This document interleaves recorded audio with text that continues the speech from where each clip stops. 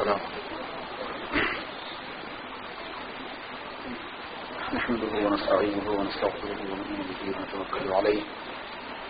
ونعوذ بالله من شرور أنفسنا ومن سيئات أعمالنا من يهده الله فلا مضل له ومن يضلل فلا هادي له وأشهد أن لا إله إلا الله وحده لا شريك له وأشهد أن سيدنا ونبينا ومولانا محمدا عبده ورسوله صلى الله تعالى عليه وعلى آله وأصحابه وسلم تسليما كثيرا كثيرا أما بعد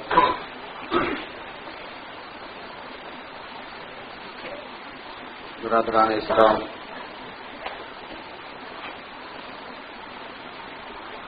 اللہ تبارک و تعالی اپنی قدرت کے جو مظاہرے فرمائے ہیں کائنات میں وہ بڑے عجیب و غریب ہیں، اس لیے کہ اللہ پاک کا علم بہت گہرا ہے اور اللہ پاک کے علم کی کوئی حد و نہایت نہیں ہے۔ ان کا علم بہت یقینی ہے اور ان کا علم محیط ہے، اس لیے اللہ تعالیٰ نے پوری کائنات میں اپنے علم کے اور اپنے حکمت کے دریا بہا دیے ہیں۔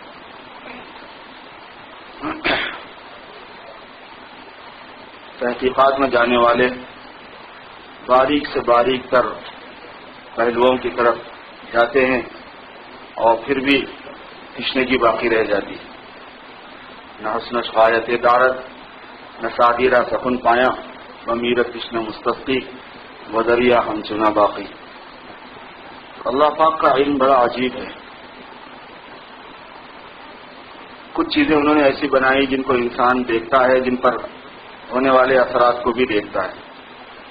کچھ چیزیں ایسی بنائی کہ انسان ان کو دیکھتا نہیں اور ان سے مرتب ہونے والے نتائج کو بھی نہیں دیکھتا۔ اللہ کے پاس زیادہ اعتبار ان چیزوں کا ہے جو اس دنیا میں انسان نہیں دیکھ پاتا ہے، نہ اس کو زیادہ محسوس کر پاتا نہ اس کو دیکھ پاتا ہے،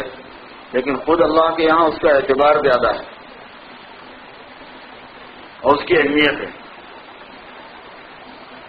سامان مثال کے طور پر ہم سب دیکھ سکتے ہیں، سامانوں کی خصوصیات کو دیکھ سکتے ہیں،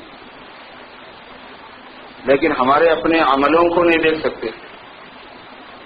ہمارے دیکھنے کو، سننے کو، بولنے کو۔ جب ہم یہ کام کر چکے،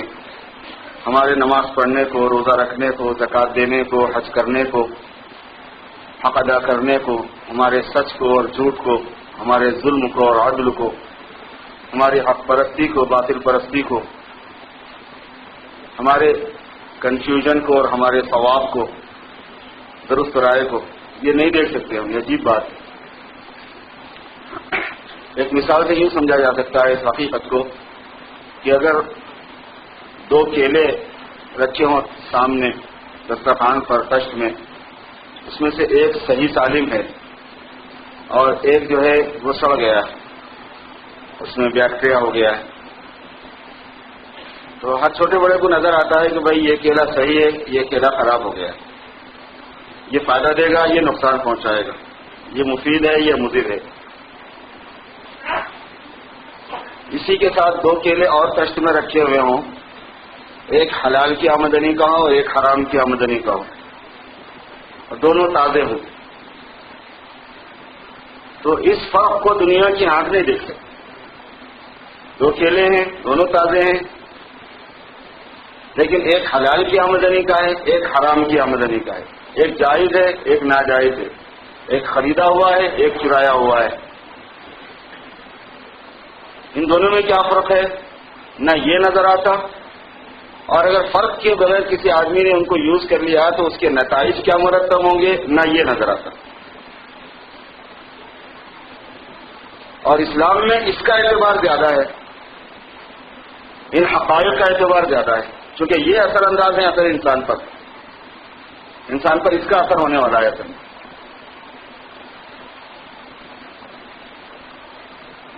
تو اس سے متعلق جو علم ہے وہ آسمانوں سے ہمیشہ سے آتا رہا، یہ انسانوں کے تجربات پر اور انسانوں کی عقل پر، ان کے حواس پر، ان کے ایکسپیرینس پر، ان کی تحقیقات پر اس کو چھوڑا نہیں گیا، نہ چھوڑا جا سکتا ہے، کیونکہ یہ انسان کی بس سے باہر کی چیز ہے، یہ اس کی عقل سے باہر کی چیز ہے۔ جیسے ہمارے دیکھنے میں لمٹ ہے، سننے میں لمٹ ہے، چاہنے میں لمٹ ہے، چاہے کتنا ہی لمٹ نظر آئے مگر لمیٹڈ ہے، ایسے ہی ہماری سوچ میں بھی لمٹ ہے، ہماری عقل میں بھی ایک لمٹ ہے۔ ان چیزوں کا ادراک کرنا کہ حلال میں اور حرام میں کیا فرق ہے، صحیح اور غلط میں کیا فرق ہے، سچ اور جھوٹ میں کیا فرق ہے، گاڑے پسینے کی کمائی میں اور رشوت میں کیا فرق ہے، سود میں اور بیع میں کیا فرق ہے۔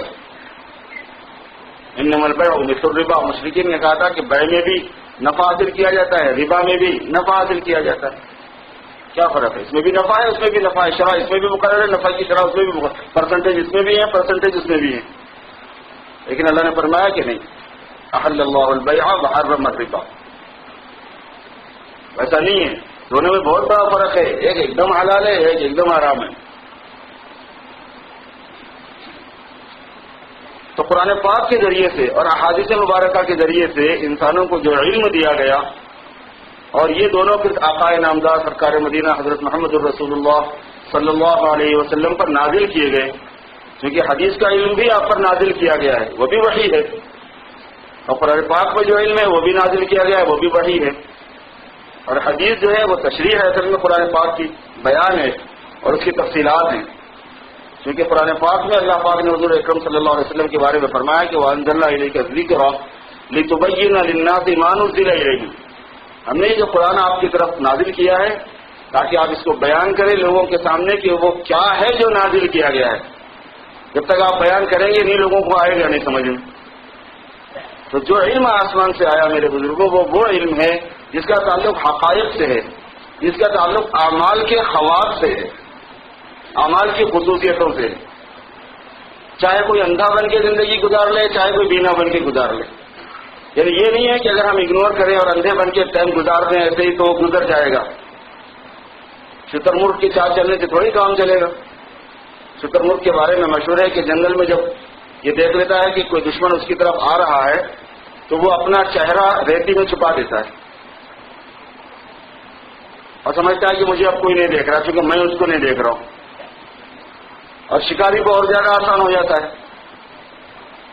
تو ہم اندھے بنے یا نہ بنے، ہوگا تو وہی جو آپ صلی اللہ علیہ وسلم نے فرمایا ہے۔ اور عجیب ترین بات کیا ہے؟ عجیب ترین بات یہ ہے کہ جو کچھ حضور پاک صلی اللہ علیہ وسلم کو اس لائن سے بتایا گیا قرآن پاک کے ذریعے سے اور حدیث مبارکہ کے ذریعے سے، شب معراج کے موقع پر، معراج کی رات میں جب آپ کو اللہ پاک نے آسمانوں پر عروج فرمایا، عروج کروایا،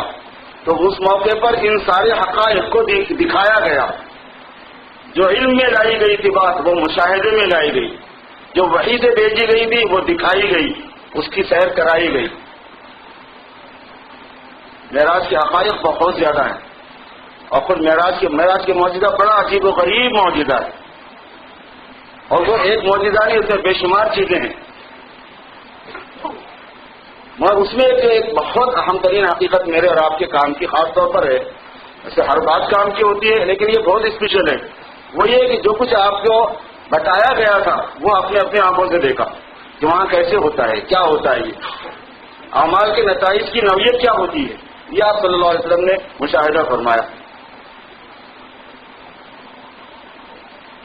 اس دنیا سے جانے کے بعد سارے لوگ آدم علیہ السلام سے لے کے اب تک جو گئے اس میں سے مس کوئی نہیں ہوا، کوئی فنش نہیں ہوا۔ یہ کانسیپٹ لوگوں کا غلط ہے کہ موت آئی اور فنش، دنیا کی لائف فنش، لیکن انسان فنش نہیں، انسان کی زندگی ختم نہیں ہے۔ جتنے آدم علیہ السلام سے لے کے پیغمبر گئے وہ سب ہیں وہاں پہ، جس دنیا سے جانے کے بعد جو ان کے لیے جگہ ہے وہاں ہیں، وہ ان پر ایمان لانے والے ہیں موجود، اور ان پر ایمان نہیں لانے والے وہ بھی موجود ہیں۔ جتنے ان میں طاغوت سرکش تھے، فرائنا، قیافرہ، یہ سب ہیں وہاں پر،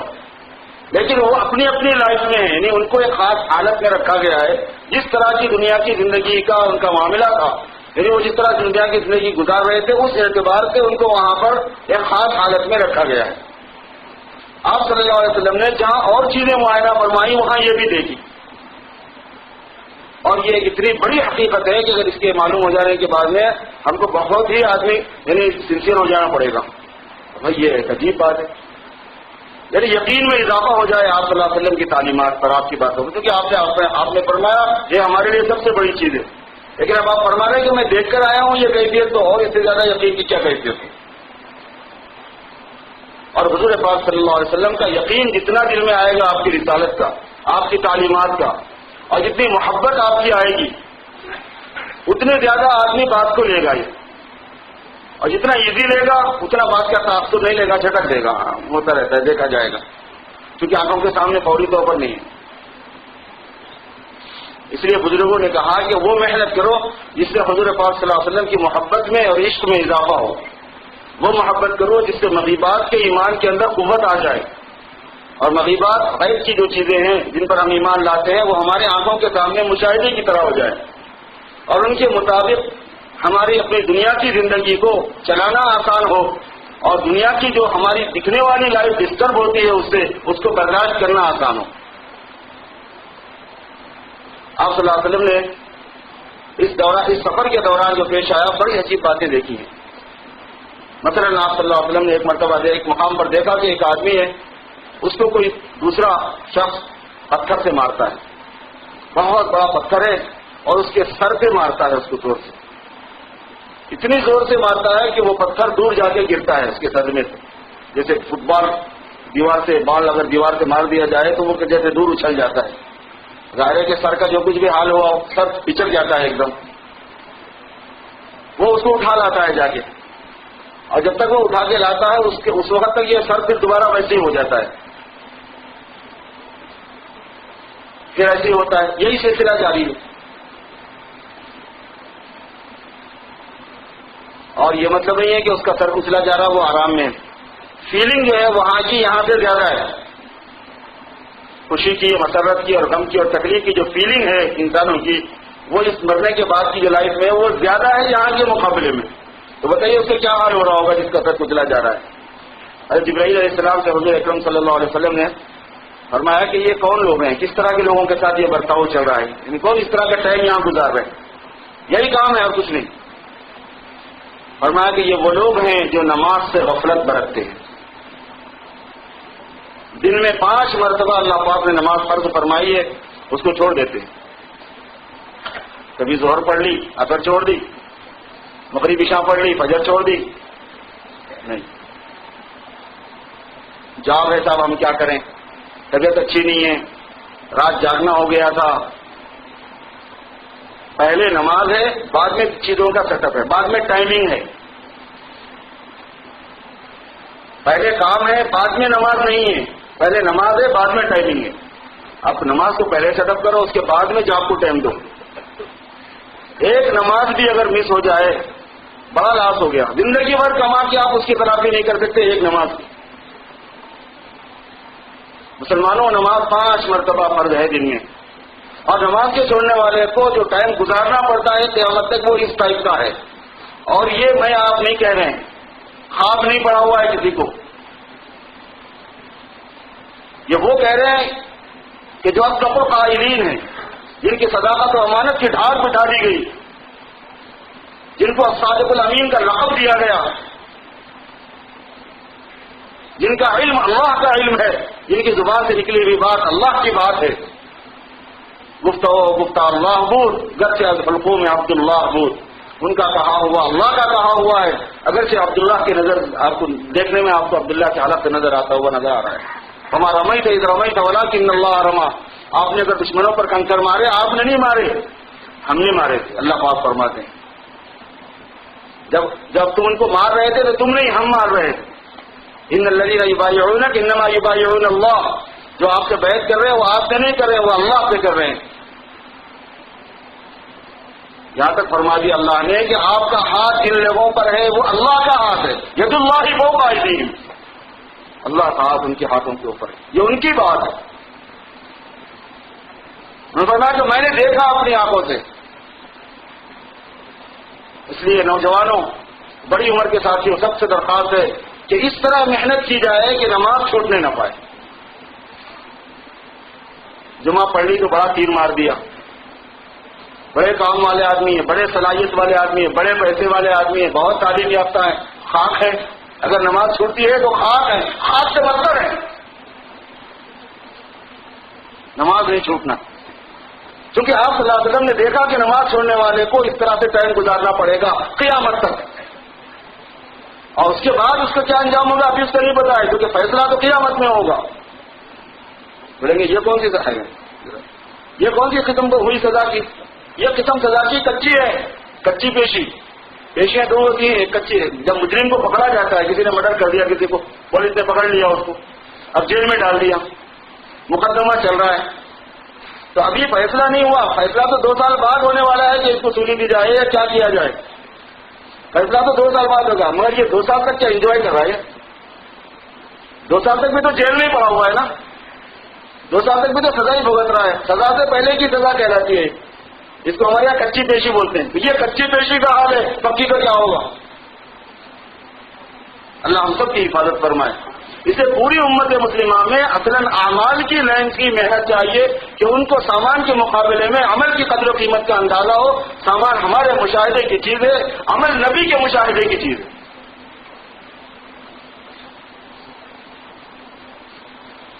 حضور پاک صلی اللہ علیہ وسلم نے دیکھا کہ ایک آدمی ہے جو ایک بہت بڑا بوجھ اٹھانا چاہتا ہے اور پوری محنت اس پہ لگا دیتا ہے. ارے بچے تو گئے. جب وہ نہیں اٹھتا اس سے تو اس گٹھڑ کو رکھ دیتا ہے، پھر اس میں اور سامان لا کے لاتا ہے، اور بڑا کر رہا ہے اس کو، پھر اٹھانے کی کوشش کرتا ہے، پھر نہیں اٹھتا تو رکھ دیتا ہے، پھر اور سامان لا کے ڈالتا ہے اس پہ. یہی سلسلہ جاری ہے. ایسا کہ یہ کون ہے اس مصیبت میں؟ یہاں کس طرح کے لوگ اس طرح کا ٹائم گزارتے ہیں؟ فرمایا کہ یہ وہ لوگ ہیں جو حقوق میں کوتاہی کرتے ہیں.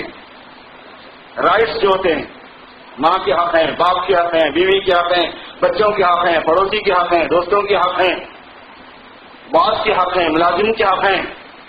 جس کے جو حقوق ہیں اس میں کوتاہی کرتے ہیں اور اس کی وجہ سے ان کے سر پہ بوجھ پڑا تو اس کو ادا کرنے کے بجائے اور رائٹ سر پہ ڈال دے رہے اور رائٹ سر پہ ڈال دے رہے. یہی سلسلہ رہے گا. بے شمار آپ نے دیکھی حالت، پورے ایک کائنات ہے پوری وہ جس کا آپ نے مشاہدہ فرمایا ہے. وہاں سود کھانے والوں کو دیکھا، وہاں یتیم کا مال کھا جانے والوں کو دیکھا، وہاں بدکاروں کو دیکھا. سب لوگ کس طرح کا ٹائم پاس کر رہے ہیں، اور نیک اعمال کرنے والے اور اللہ کے راستے میں خرچ کرنے والے وہ کس طرح ٹائم پاس کر رہے ہیں اس کو دیکھا. معراج کے واقعے میں جہاں اور پہلو ہیں، ایک پہلو یہ بہت ہی اہمیت کا حامل ہے. وقت نہیں رہا میرے دوستوں. یہ اس کی وجہ سے جو چیز اثر کرنے کی ہے وہ یہ ہے کہ حضور پاک صلی اللہ علیہ وسلم نے اعمال کی لائن سے جو بات بتائی، زندگی گزارنے کا جو طریقہ بتایا، صحیح اور غلط کا، حق اور باطل کا، سچ اور جھوٹ کا، ان دونوں نے امتیاز فرمایا. حق کو حق اور باطل کو باطل دکھایا، سنت کا غیر سنت کا، اور پھر حضور کا طریقہ اور حضور کے دشمنوں کا طریقہ اس کا بھی ہے، ورنہ میں ذکر کرتا آپ سے موقع اگر ہوتا تو. اس سارے کو آپ صلی اللہ علیہ وسلم نے بتایا کہ اگر تم اس سے اندھے بنو گے، اگنور کرو گے، ایزی لوگے تو یہ مطلب نہیں ہے کہ تم کو فیس کرنا نہیں ہے. اللہ پاک ہم سب کو سمجھ عطا فرمائے. سنتیں پڑھ لیجیے جنہوں نے نہیں پڑھے.